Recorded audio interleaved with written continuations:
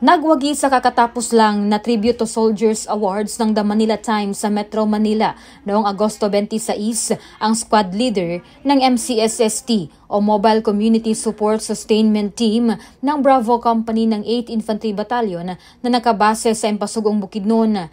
Kinilala si Sergeant Jerwin Pairat bilang Best Non-Commissioned Officer for Community Service sa ilalim ng Civil Service category. Mismong si Presidential Peace Advisor Carlito Galvez Jr.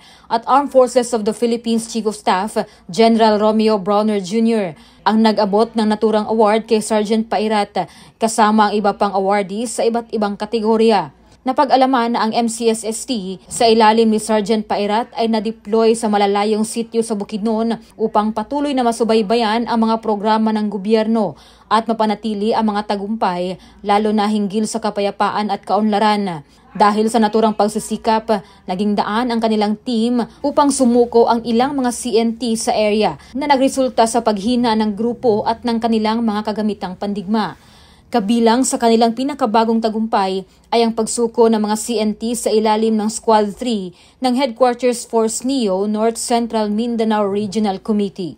Ang kabuuang resulta nito ay ang pagsuko ng karamihan sa membro ng teroristang grupo na siyang napapahina ng kanilang pirsa at mga armas.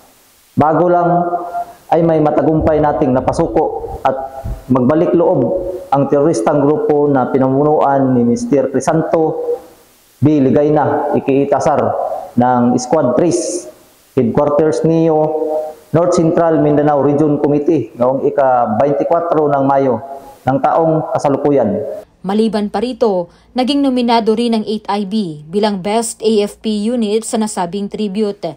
Samantala, nagpahayag ng paghanga si 4th ID Commander Major General Jose Maria R. Cuerpo II sa The Manila Times dahil sa pagbibigay halaga sa mga pagsisikap ng Diamond Troopers upang mapanatili ang kapayapaan at kaunlaran sa mga lugar na dating may impluwensya ng karahasan. Dagdag pa niya na ang nasabing pagkilala ay magpapataas ng moral at kumpiyansa ng bawat tropa upang makapagserbisyo ng buo sa bayan. Ginawaran din ni Major General Cuerpo si Sergeant Pairat ng Plaque of Recognition kasabay ng flag raising ceremony sa headquarters ng 4th ID noong Setyembre 2. Inilunsad ang tribute to soldiers ng The Manila Times at The Manila Times TV, katuwang ang AFP upang bigyang kamalayan ng publiko sa natatanging kabayanihan at sakripisyo ng mga sundalong Pilipino. Napapanahong balita, serbisyo publiko para sa Pilipino. Bon Olavides, 4ID News.